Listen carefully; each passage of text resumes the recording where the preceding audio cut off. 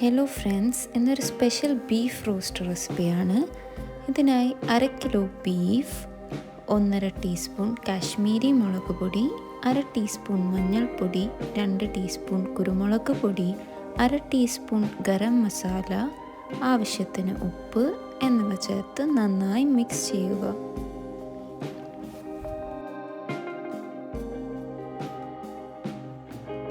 1/4 cup വെള്ളം കൂടെ ചേർത്ത് ബീഫ് വേവിക്കുക. നിങ്ങൾക്ക് കിട്ടുന്ന ബീഫിൻ്റെ വേവിനനുസരിച്ച് 10-15 minute medium flame pressure cook ചെയ്യുക.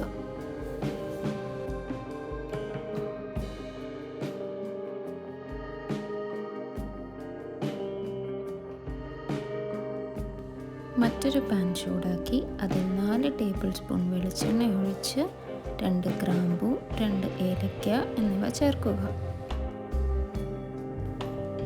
ഇതിലേക്ക് 2 സവാള ചെറുതായി മുറിച്ചതും ആവശ്യത്തിന് ഉപ്പും ചേർത്ത് ഗോൾഡൻ ബ്രൗൺ കളറാകുന്നത് വരെ നന്നായി വഴറ്റുക.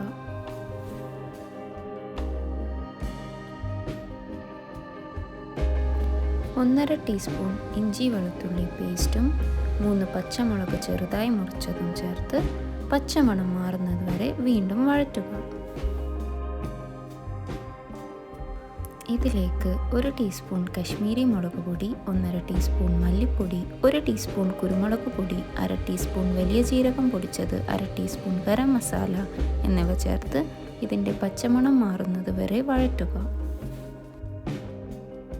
കറിവേപ്പിലയും 2 തക്കാളി ചെറുതായി മുറിച്ചതും ചേർത്ത് തക്കാളി ഉടയുന്നത് വരെ മൂടി വെച്ച് കുക്ക് ചെയ്യുക.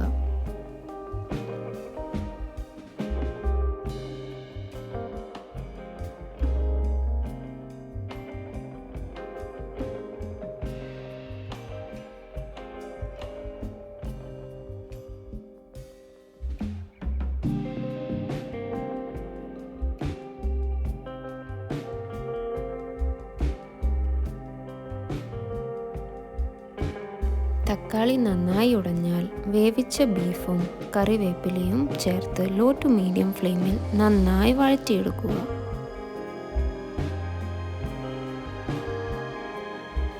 നല്ല ടേസ്റ്റി ആയിട്ടുള്ള ബീഫ് റോസ്റ്റ് റെഡിയാണ്.